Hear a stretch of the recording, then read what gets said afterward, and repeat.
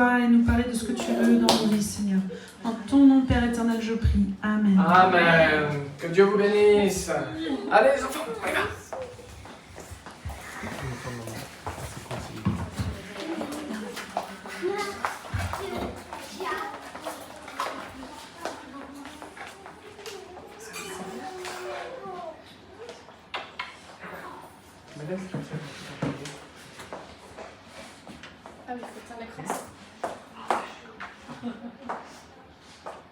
Ça va les enfants?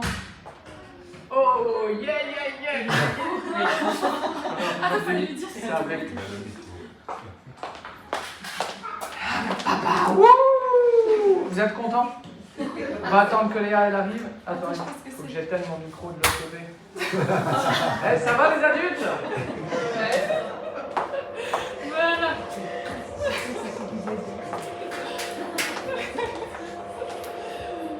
Alléluia. Yes, on y est. Je suis heureuse de vous retrouver aujourd'hui et de vous partager ce que Dieu m'a transmis par sa parole et aussi à travers les différentes formations que j'ai suivies. Et on a à cœur de traiter tous les sujets qui touchent nos vies comme le fait la parole. Et on voit que la Bible, elle parle...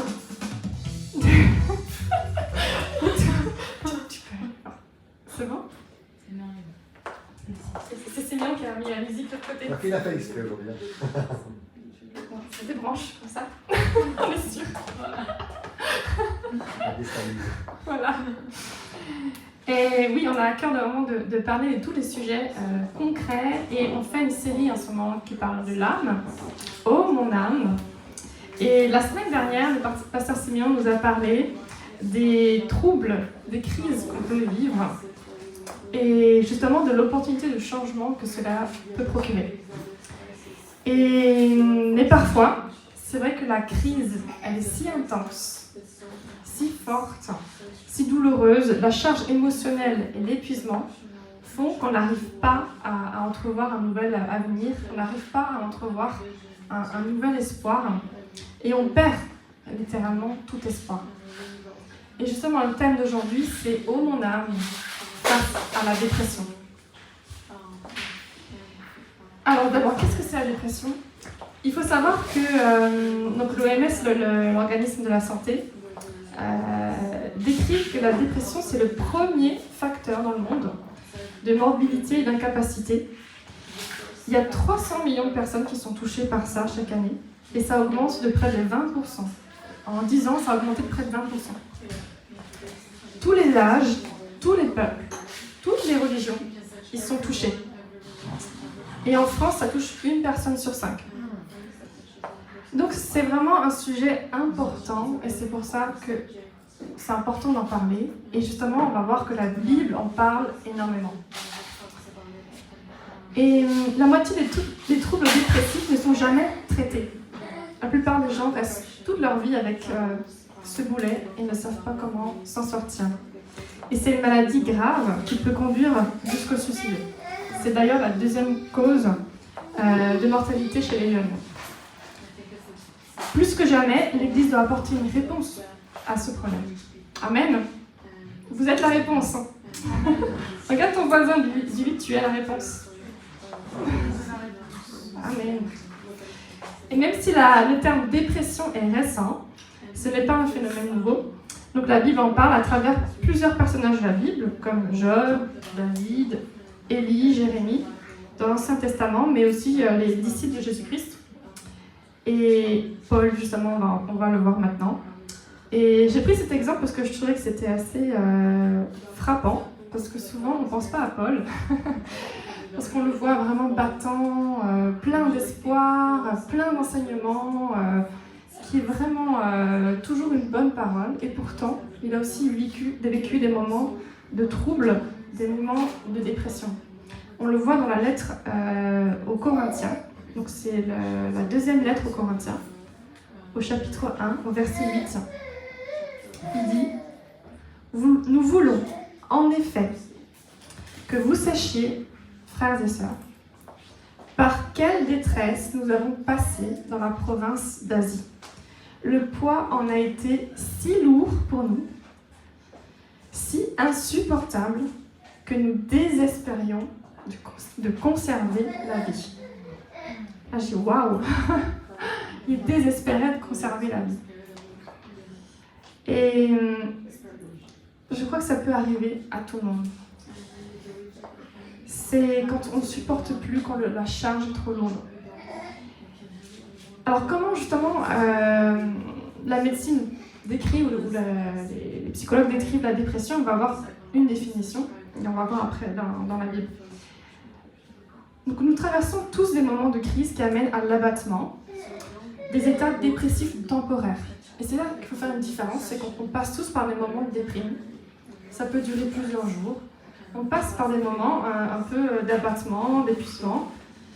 On appelle ça le cafard ou le blues. Ou parfois il y a des saisons qui sont difficiles comme le deuil, qui sont une forme qui conduisent à la dépression. Et c'est vraiment des choses qui sont passagères. Mais la dépression qu'on appelle majeure, elle affecte le fonctionnement normal de la personne. Et c'est un état émotionnel caractérisé par la tristesse, l'abattement, le découragement et la perte d'intérêt et de plaisir dans les activités normales de la vie, et pour une durée plus longue. Et c'est ça qu'il faut faire, la différence, c'est qu'on peut tous passer par des moments de déprime, mais quand ça dure trop longtemps, là il faut vraiment s'y intéresser et faire quelque chose. C'est pas une faiblesse, ni un défaut de caractère. Souvent, on imagine que c'est notre caractère qui détermine ça. Bien sûr, il y a des caractères qui prédisposent à cela, mais ce n'est pas une fin en soi. Ou un manque de volonté, là non plus, parce que justement, la volonté, elle est brisée. Donc, ce n'est pas quelque chose, simplement un manque de volonté, quelque chose de volontaire, c'est vraiment plus profond que ça. C'est un trouble sérieux de l'humeur, résistant justement au raisonnement commun, à la motivation habituelle et aux encouragements qu'on peut recevoir des autres. C'est une souffrance énorme. C'est comme une indigestion à la vie. Et de cette douleur intense, et c'est de là qu'il y a une absence d'espoir. Et c'est de ça que peut naître l'idée d'en finir, parce que finalement l'idée d'en finir, elle est simplement qu'on ne veut plus souffrir. Les gens ne veulent pas mourir, ils ne veulent plus souffrir, tout simplement. Et la dépression affecte donc notre vie entière, âme et corps. Et c'est donc important d'en parler et de le traiter. Je vais juste relever un peu parce que, en fait, j'ai des problèmes de vue. Et du coup...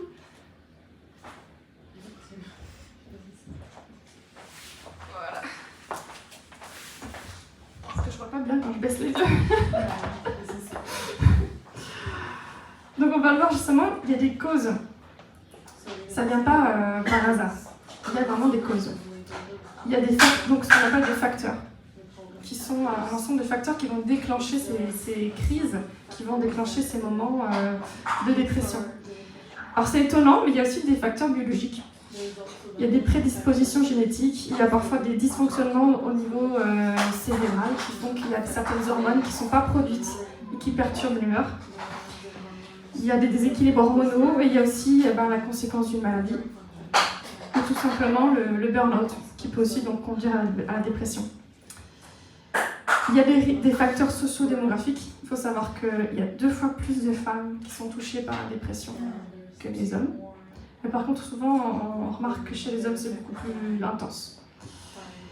Et l'âge aussi, on remarque que c'est les jeunes, vraiment les jeunes, entre 20 et 25 ans, qui sont plus touchés par la dépression. Et le statut marital, bien sûr, c'est sûr que le fait d'être seul est un facteur favorisant à la dépression. Mais il y a aussi des facteurs qui sont liés à l'histoire personnelle. Des carences affectives, comme on en avait parlé dans la première série sur l'âme. L'histoire familiale, parce que bien sûr, quand on a des parents qui vivent la dépression, quand on a été malmené, il y a eu des abus, un abandon, un rejet, tout ça sont des facteurs qui prédisposent à la dépression. Et aussi, bien sûr, les crises présentes qu'on peut traverser. Une perte financière, une perte matérielle, mais aussi, bien sûr, le deuil, donc la perte d'un être cher, les séparations et les problèmes financiers. Et on va voir justement que donc il y a de nombreux personnages, comme je disais, dans la Bible qui sont passés par là, parce qu'on est tous des êtres humains, et c'est pas parce qu'on marche avec Dieu qu'on évite tous les problèmes.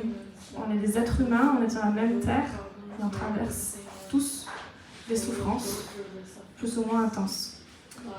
Et on va voir que David, justement, dans les psaumes, on voit souvent, il y a des passages où il parle d'une manière abattue, et puis d'autres moments où il parle en se reprenant, en s'encourageant même lui-même, il parle à son âme. Et au psaume 38, donc du verset 7 à 9, il dit « Je suis courbé, complètement abattu. Tout le jour, je marche dans la tristesse, car un mal brûle mes reins. Et il n'y a plus rien d'intact dans mon corps. Je suis sans force, entièrement brisé. Le trou de mon cœur m'arrache des gémissements. » Donc là, on imagine, donc, bien sûr, il avait vécu des moments où il était poursuivi, il devait se cacher dans des grottes, des moments difficiles, mais on imagine qu'il avait aussi des problèmes de santé, parce qu'il parle vraiment de ses reins. Alors, il y a, je pense, deux sens possibles. C'est qu'à la fois, bien sûr, les reins, ça représente notre être intérieur, mais aussi probablement des problèmes de santé. Et on voit aussi que Jonas, donc ça c'est toujours dans l'Ancien Testament, au chapitre 4, verset 3, il dit « Maintenant, Éternel, prends-moi donc la vie, car mourir vaut mieux pour moi que vivre. » Il y en a un autre aussi, c'est le prophète Élie. Après avoir remporté une grande victoire, il dit « C'en est trop, prends ma vie. » Et c'est quand même étonnant, parce que c'était vraiment des hommes de Dieu, des hommes qui étaient en connexion avec Dieu, des hommes qui avaient une mission, qui avaient un objectif, qui avaient une parole de Dieu, leur disant « tu as ça à accomplir, j'ai un appel pour toi, j'ai une promesse pour toi. » Et pourtant, ils sont passés par ces moments d'abattement. Et je crois que souvent, en fait, c'est l'accumulation justement de différents facteurs. L'accumulation des crises de la vie qui fait que nous n'arrivons plus à nous adapter, que nous n'arrivons plus à envisager des solutions et que nous perdons littéralement tout espoir. Et au Proverbe 18, verset 14, il dit « L'esprit de l'homme le soutient dans sa maladie, mais si l'esprit est abattu, qui le relèvera ?» Et là, il vient justement la solution, parce qu'il y a une solution. Amen. Amen. Même si l'esprit est abattu, on peut guérir de la dépression. Amen. Et c'est vraiment ça qu'on va voir maintenant, différentes pistes. Et la première étape, bien sûr, pour sortir du trou, littéralement, c'est de reconnaître notre condition et de l'accepter. Parce que justement, bien souvent, les gens vivent des années et des années et des années avec ça, parce qu'ils ont honte de leur situation. Ils ne peuvent pas en parler parce qu'il y a de la culpabilité. Ils n'osent pas le dire non plus parce qu'ils ont peur d'affronter ce que ça représente. Ou tout simplement de la colère. Il y a une amertume qui est refoulée. Il y a de la frustration. Et il y a tellement d'émotions que ça devient trop. Et que c'est difficile de l'affronter. Mais justement, affronter cette situation, c'est déjà la première étape de la guérison. Et bien souvent, les personnes qui sont touchées par la dépression ont un sentiment d'échec. Mais ça, c'est un mensonge. Il ne faut pas s'arrêter à ça. C'est une étape. Et ça demande justement beaucoup de courage et d'humilité. De dire, je ne vais pas bien, j'ai besoin d'aide. Et d'accepter ce qu'on est en train de traverser. Et de dire, voilà, j'ai besoin d'aide. Et c'est là justement qu'il faut briser l'isolement. Ça, c'est la deuxième clé. C'est vraiment chercher l'aide et le soutien. Et en parler bien sûr à son médecin, à ses proches, qui vont pouvoir finalement confirmer ce qu'on est en train de vivre, mettre des mots dessus. Parce que bien souvent, on n'est pas capable de mettre des mots dessus. Et au-delà, bien sûr, de ce que peut nous dire notre... Enfin, je pense que ceux qui sont proches de nous, ceux qui nous aiment, ils remarquent qu'il y a quelque chose qui ne va pas. Et bien souvent, ils nous disent, écoute, il y a quelque chose là, ils ne savent pas forcément dire. Mais il faut être attentif à ça et dire, ok, je vais consulter, je vais voir, je vais confirmer ça. Et c'est là justement qu'on peut comprendre ce qui nous arrive, déterminer aussi les causes. Et c'est là qu'on pourra justement adapter le traitement et envisager justement des stratégies. Parce qu'on a besoin d'aide. Et il y a plein de solutions qui existent face à la dépression. Bien sûr, il y a la partie psychologique, comme on l'a vu au dernier message. Il ne faut pas avoir honte de prendre un médicament, il ne faut pas avoir honte de consulter un psychologue. Ils sont des aides. Et c'est bon justement de briser l'isolement et quand on est dans cet état-là, de continuer de rencontrer des gens, continuer d'avoir des activités, faire des choses. Et bien sûr, il y a les pasteurs, on est là pour vous. Il y a les personnes aussi dans l'église qui ont à cœur de prendre soin des gens, qui ont cet amour-là, qui s'équipent pour ça. Et c'est bon de se confier les uns aux autres. C'est hyper important parce que c'est là qu'on va pouvoir travailler sur tous les plans. Parce que si on s'arrête uniquement à l'aspect physique, psychologique, c'est qu'une partie de la réponse. Parce que celui qui nous a créés, c'est Dieu. Et nous ne sommes pas seulement des êtres corporels, émotionnels, nous sommes aussi des êtres spirituels. Et la réponse, elle doit être là dans tous les aspects de notre vie.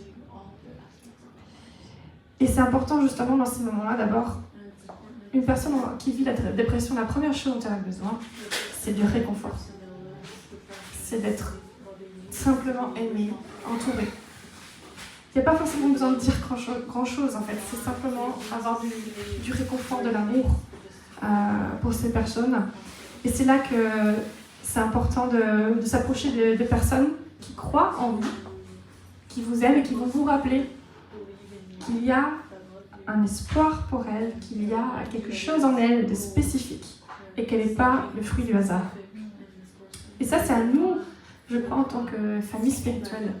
C'est le premier mandat de l'Église. On est une famille, et même si nos familles, bien souvent, je crois que je connais aucune famille parfaite, hein, la plupart d'entre nous ont vécu dans des familles imparfaites. Et l'Église, bien sûr, n'est pas parfaite non plus. Mais elle peut être vraiment un complément précieux. Elle est une famille spirituelle, elle est une famille physique, elle est une famille concrète. Et ça, c'est important parce que justement, on le voit dans la lettre de Paul, justement, juste un peu avant, dans 2 Corinthiens, chapitre 1. Il dit « Louons Dieu, le Père de notre Seigneur Jésus-Christ, le Père riche en bonté, le Dieu qui accorde les réconforts en toute occasion. Il nous réconforte dans toutes nos détresses, afin que nous puissions réconforter ceux qui passent par toutes sortes de détresses, en leur apportant le réconfort que nous avons nous-mêmes reçu de lui. » Là, on voit une clé, c'est que c'est à la fois par cette famille spirituelle qu'est l'Église, mais aussi, bien sûr, avec Dieu. Mais on a besoin de l'Église, on a besoin des uns des autres pour se reconnecter à Dieu. Parce que justement, dans ces moments de dépression, on peut s'éloigner de Dieu parce qu'on ne se sent pas digne, on ne se sent pas... Tout simplement, on ne comprend pas Dieu, on peut être frustré dans l'incompréhension. Mais c'est là justement qu'il faut briser aussi l'isolement de Dieu. Et il nous a créés comme des êtres de relation. Et la première chose qu'il voulait, c'est être en relation avec nous. Il est la source de la vie et la culpabilité liée à la dépression, le sentiment d'injustice nous fait fuir sa face. Or, tout ce qu'il souhaite, c'est notre bonheur et que nous marchions avec lui. Amen. Il est un papa bienveillant qui veille sur nous. Et c'est vrai que dans ces moments-là, on peut se dire non, mais Dieu m'a oublié, Dieu n'est pas bon, Dieu ne s'est pas occupé de moi, mais en fait, si. Il veille sur nous dans chaque aspect de nos vies. Il nous aime, mais il ne peut pas non plus nous retirer de ce monde. On appartient pour l'instant dans ce monde où il y a des souffrances. Mais ce qui est important de se rappeler, c'est qu'il nous promet qu'il y a un avenir et une espérance, et qu'il y a une nouvelle vie qui nous attend auprès de lui. Et que dans ce temps où nous sommes là, il veut marcher avec nous, il veut être à nos côtés. Et il nous le rappelle de nombreuses manières dans la parole, il dit à travers son esprit, qui nous parle directement, comme on vient de l'entendre à travers une prophétie. Dieu nous parle de différentes manières par son esprit. Et il est bon, il veut nous parler, il veut nous réconforter. Et justement, on voit dans Ésaïe, qui était aussi un prophète, quelqu'un qui transmettait un message de la part de Dieu, au chapitre 43, il dit « Maintenant, voici ce que dit l'Éternel, celui qui t'a créé, Jacob, celui qui t'a façonné, Israël. »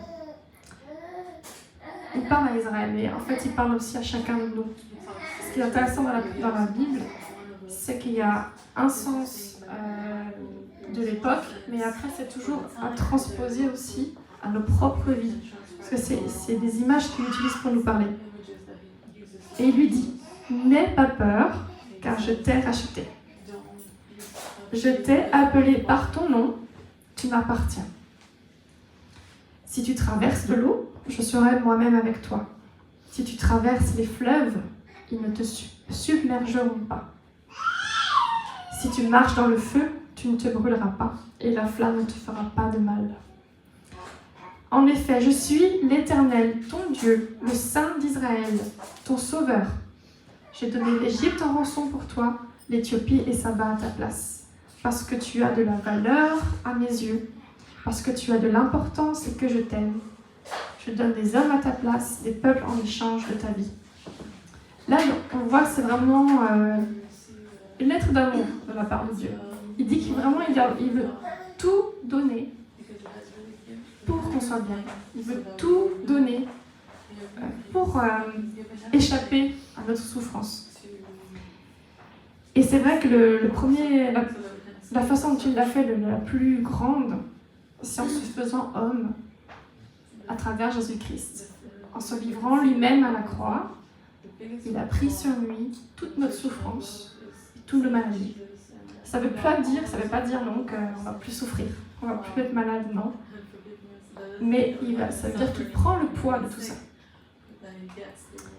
Et c'est important pour saisir ça de changer de mentalité. Ça, c'est la quatrième clé. Soyez transformés par le renouvellement de l'intelligence. Parce que finalement, la dépression, elle se passe dans la pensée. Bien sûr, il y a des choses qui nous accablent physiquement, il y a des choses qui viennent aussi émotionnellement, il y a des paroles, des choses qu'on entend.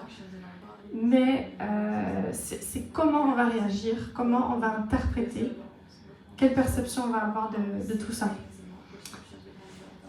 Et comme on l'a vu au tout début de cette série sur l'âme, notre âme s'est construite dans notre enfance, depuis même le ventre de notre mère, et en particulier dans les premières années. Et nos expériences, tout ça, ça va impacter énormément la façon dont on perçoit les choses. Parce que face à une même situation, quelqu'un peut voir ça comme une opportunité, et une autre personne va voir ça comme un échec, comme quelque chose d'accablant. Donc on voit qu'il y a vraiment une question de perception. Et la dépression, justement, nous donne une vision très négative de nous-mêmes, du monde environnant, de l'avenir. Et on a beaucoup de fausses croyances, parce que justement, à travers nos expériences, à travers l'éducation qu'on a reçue, on a parfois des choses qu'on imagine qui ne sont pas forcément vraies, et des choses qui ont été prononcées aussi sur notre vie. Et du coup, il y a des choses comme je n'ai pas le droit à l'erreur, ou je suis ce que je fais, je ne peux pas être heureux si je ne fais pas telle ou telle chose. Vous dire je dois être approuvé par tout le monde, je dois plaire, Il y a plein de choses qu'on s'imagine et par exemple prendre soin de moi c'est égoïste ou la vie devrait être plus facile. Mais non, c'est pas forcément le cas. Parce qu'on voit dans la Bible que beaucoup de personnes, des gens qui étaient vraiment dans le chemin de Dieu, sont passés par beaucoup d'épreuves. Donc non, la vie, c'est pas quelque chose de facile. Et on pourrait dire, non, mais je mérite une vie facile, mais personne ne mérite de souffrir, en fait. Bien sûr, quand on fait des mauvaises choses, on récolte des mauvaises choses. Mais au-delà de ça, il y a des choses qui sont totalement indépendantes de ce que nous faisons. Mais ce que Dieu nous dit justement dans sa parole, c'est que nous sommes aimés. Comme on vient de le lire, il dit « Je t'aime ». Et quand on se dit justement bah, « Qu'est-ce que je suis moi ?» Ça ne change rien, enfin, ma vie ne change rien, on n'a pas besoin de moi. Bah, si Dieu dit « Si, tu as de l'importance, j'ai besoin de toi ». Et c'est parfois dur de s'imaginer ça, mais si, tu as de l'importance. Et tu es aussi à ta place. Parfois on se dit, bah, je ne suis pas à ma place, je ne sais pas qu'est-ce que je fais là. Mais tu n'es pas arrivé là par hasard. Dieu t'a mis exactement là où il voulait. Même si parfois il y a des circonstances qu'on s'imagine au-delà de ce qu'on peut imaginer, non. Dieu a permis tout ça pour qu'on arrive là où nous sommes. Et on a le choix. Dieu nous dit aussi, on a le choix. Parfois on se dit non mais j'ai subi cette situation, je subis les choses. Oui, bien sûr, mais après le choix que tu as, c'est comment tu vas réagir, comment tu vas te relever, comment tu vas interpréter ce que tu viens de vivre. Et nous ne sommes pas donc le fruit du hasard, on a été créés par Dieu.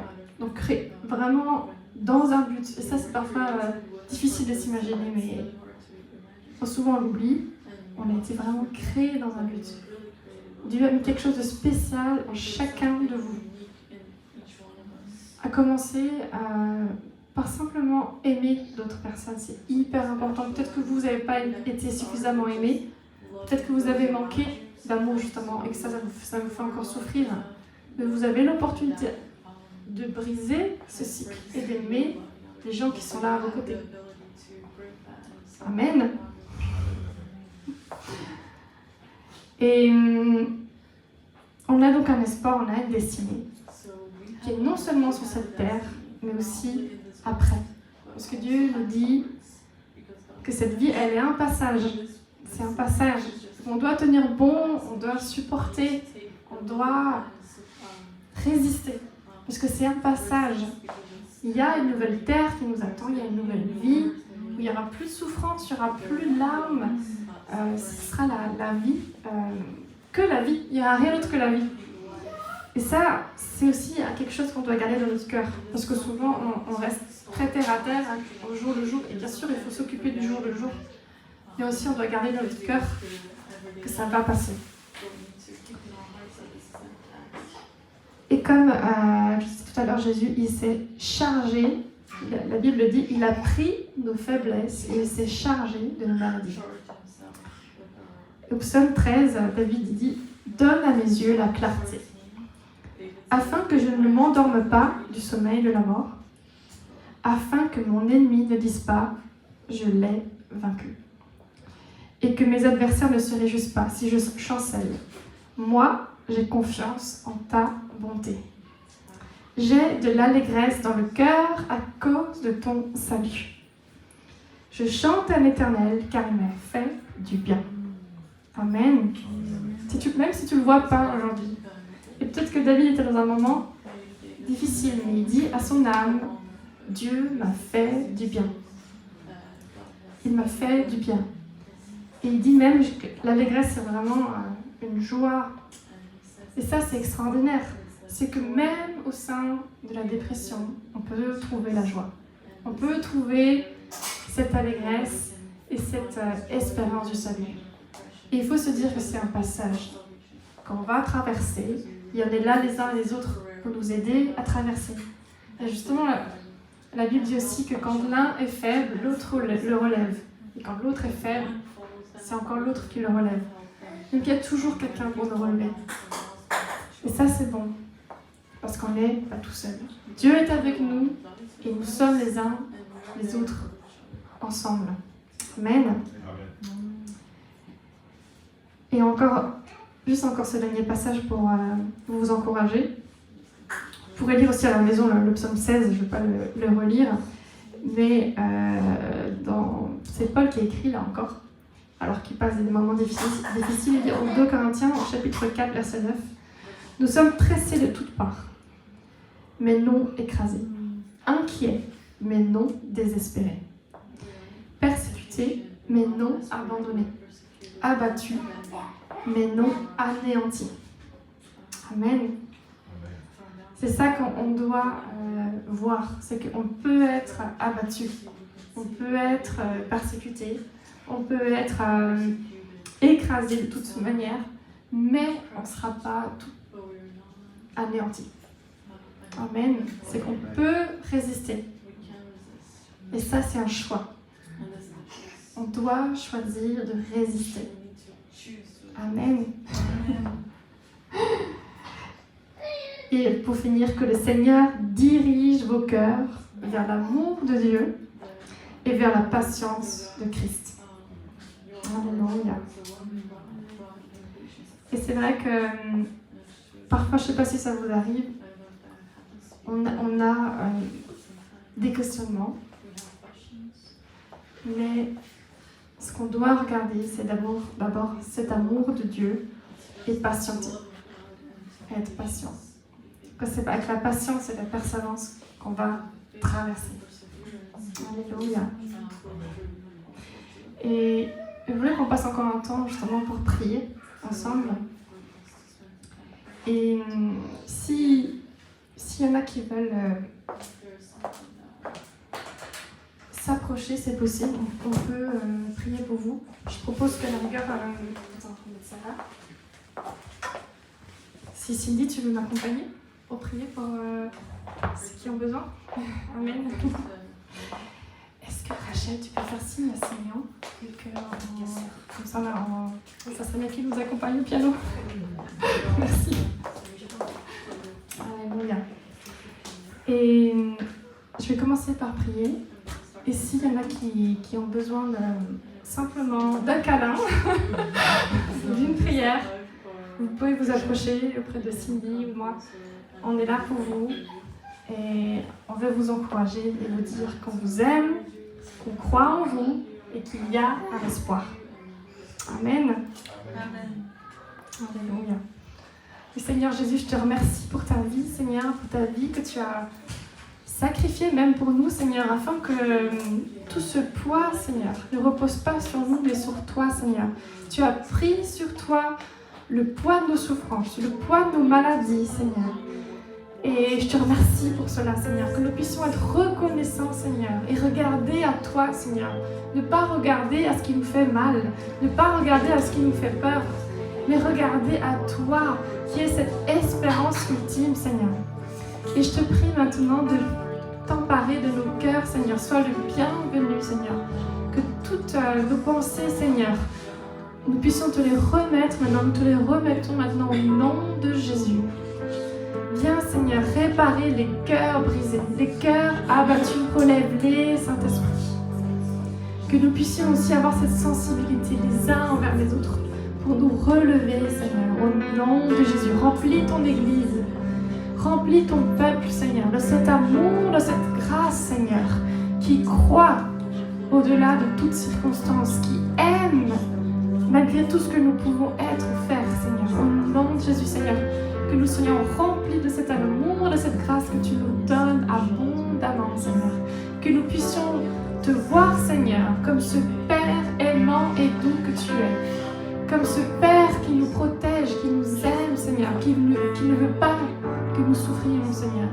Et que nous puissions, Seigneur, nous approcher de toi chaque jour au nom de Jésus. Et je brise et je lie aussi tout esprit qui voudrait s'immiscer à travers cela, qui voudrait nous rendre abattus, qui voudrait nous rendre dépendants d'autres choses, Seigneur, au nom de Jésus. Et je déclare la victoire du sang de Jésus sur chacune de nos âmes. Je déclare maintenant la liberté au nom de Jésus.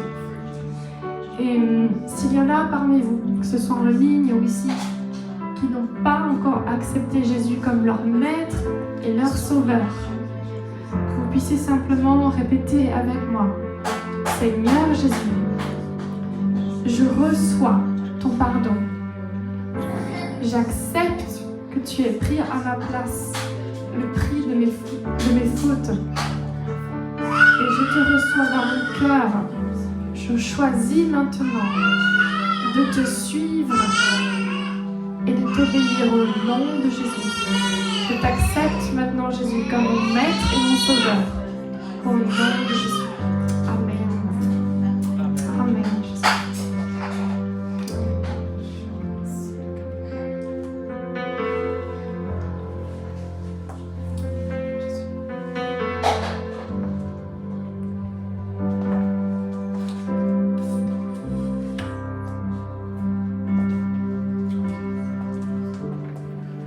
Rester encore dans la présence de Dieu. Et